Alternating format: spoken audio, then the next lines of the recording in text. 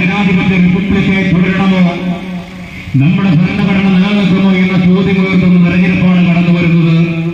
അതുകൊണ്ട് തന്നെ പെട്ടെന്ന് സ്നേഹിക്കുന്നവർ നമ്മുടെ കുഞ്ഞുങ്ങളുടെ ഭാവി സൗകര്യമാകുവാൻ നന്നായി ചിന്തിച്ച് നന്നായി പഠിച്ച് എന്നും എക്കാലവും നേരിന്റെ രാഷ്ട്രീയം പറയുന്നവർ, സത്യസന്ധയുടെ രാഷ്ട്രീയം പറയുന്നവർ, അഴിമതിയുടെ തലമുറലാത്തവർ, വികസനത്തിന്റെ രാഷ്ട്രീയം പറയുന്നവർ, RSS എന്ന വർഗീയ ഫാസിസ്റ്റ് സംഘടനയെതിരെ സന്ധിയില്ലാതെ കേന്ദ്രീകരിച്ച് ചെങ്കുപിടിച്ച് പടപറയുന്നത് ഇടതുപക്ഷ ജനാധിപത്യ മുന്നണിയാണ് എന്ന പരമസത്യം മനസ്സിലാക്കിക്കൊണ്ട് സഹായിച്ചതിന്റെ ഫലം എന്ത് ചെയ്യാ? ഡീൻ കുര്യാക്കോസ് ജയിച്ചു. അതിന്റെ ഫലം രാഹുൽ ഗാന്ധി ഇന്ത്യൻ പ്രധാനമന്ത്രി ആയില്ല. പറഞ്ഞു പറ്റിക്കായിരുന്നു. സത്യത്തില് നമ്മളെല്ലാവരും ധരിച്ചു ഇവര് അങ്ങനെ കേന്ദ്രത്തിലേക്കൊക്കെ വരുമ്പോൾ വലിയ പ്രധാനമന്ത്രിയൊക്കെ ആയി കഴിയുമ്പോൾ സ്വാഭാവികമായിട്ട് നമുക്ക് എന്തെങ്കിലുമൊക്കെ ഗുണം കിട്ടുമെന്ന് വിചാരിച്ചാൽ ഇതൊക്കെ ചെയ്തത്.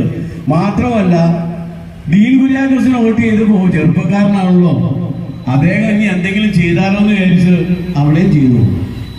ഫലത്തിൽ ഇത്രയും വലിയ രാഷ്ട്രീയ പാപ്പരത്വം എന്നാ പറയാവുള്ളൂ കഴിഞ്ഞ പ്രാവശ്യം തെരഞ്ഞെടുത്ത്.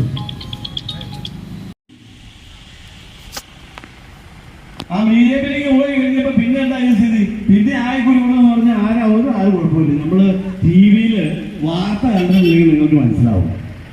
ഞാൻ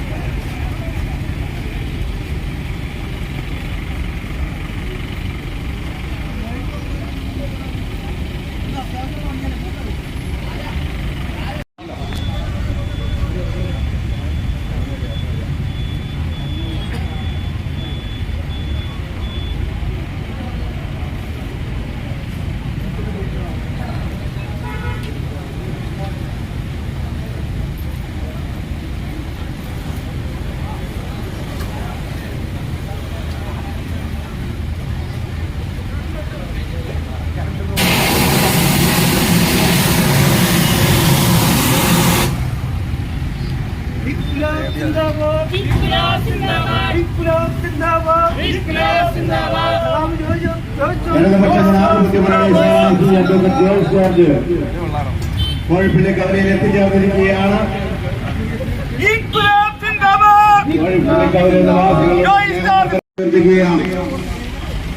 ഓരോരുത്തരായി വന്ന് സ്വീകരിക്കണമെന്ന് അഭ്യർത്ഥിക്കുന്നു. കോഴിപ്പള്ളി കവലയിലെ നിവാസികൾ നൽകുന്ന സ്നേഹതരമായ സ്വീകരണങ്ങൾക്ക് സ്നേഹത്തിന്റെ ഭാഷയിൽ നന്ദി പറഞ്ഞുകൊണ്ട് അഡ്വക്കേറ്റ് ജോയ്സ് ജോർജ് അവരോട് സംസാരിക്കും.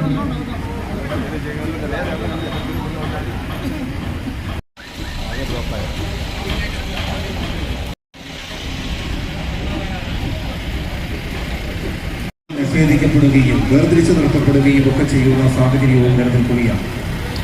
ഈ രാജ്യത്തിന്റെ മതനിരപേക്ഷതയിൽ അധിഷ്ഠിതമായ ഭരണഘടനയ്ക്കെതിരായി, രാജ്യത്തിന്റെ മതേതരത്വ നിലപാടുകൾക്കെതിരായും ഉണ്ടാകുന്ന എല്ലാ നടപടികൾക്കും എതിരെ കൃത്യമായി ആശയ ദൃഢതയോടുകൂടി നമ്മുടെ നിലപാട് പറയാൻ, ഈ നാടിന്റെ നിലപാട് പറയാൻ നിങ്ങളെന്നെ അനുവദിക്കണം, പാർലമെന്റിനകത്തും പുറത്തും.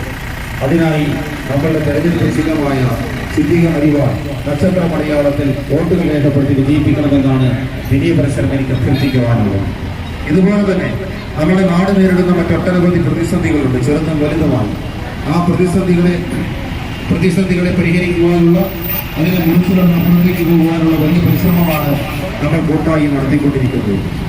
2014 മുതൽ 19 വരെയുള്ള 5 വർഷക്കാലം ഈ നാടുമായി ബന്ധപ്പെട്ട ജനങ്ങളുമായി പെട്ട എല്ലാ പ്രതിസന്ധികളെയും പരിഹരിക്കുന്നതിന് നമ്മൾ ഒരുമിച്ചാണ് പ്രവർത്തിച്ചിട്ടുള്ളത്. MP എന്ന പദവിയുടെ എല്ലാ സാധ്യതകളെയും ഉപയോഗിച്ച് നടത്തിയിട്ടുള്ള ആ പ്രവർത്തനങ്ങളാണ് തുടർന്ന് കൊണ്ടുപോകുന്നതിന് മുന്നോട്ട് നമുക്ക് ആ പ്രവർത്തനങ്ങളെ മുന്നോട്ട് കൊണ്ടുപോകുന്നതിന് നിങ്ങളെല്ലാവരും എന്നോടൊപ്പം ഉണ്ടാകണമെന്ന് അഭ്യർത്ഥിച്ചുകൊണ്ട്, എല്ലാവരുടെയും പിന്തുണയും സഹായ സഹകരണങ്ങളും ഉണ്ടാകണമെന്ന് അഭ്യർത്ഥിച്ചുകൊണ്ട്, നിങ്ങൾ നൽകിയ സ്നേഹോഷ്മമായ സ്വീകരണത്തിന് ഹൃദയത്തിന്റെ ഭാഷയിൽ നന്ദി പറഞ്ഞുകൊണ്ട് എല്ലാ പ്രിയപ്പെട്ടവരെയും സ്നേഹപൂർവ്വം അഭിവാദ്യം ചെയ്തുകൊണ്ട് ഒരിക്കൽ കൂടി നമ്മളുടെ തെരഞ്ഞെടുപ്പ് ചിഹ്നമായ ചുറ്റികേരുവാൻ നക്ഷത്ര മലയാളത്തിൽ വോട്ടുകൾ രേഖപ്പെടുത്തി വിജയിപ്പിക്കണമെന്ന് അഭ്യർത്ഥിച്ചുകൊണ്ട് ഞാൻ വാക്കുകൾ ഉപസംഹരിക്കുന്നു. നന്ദി, നമസ്കാരം.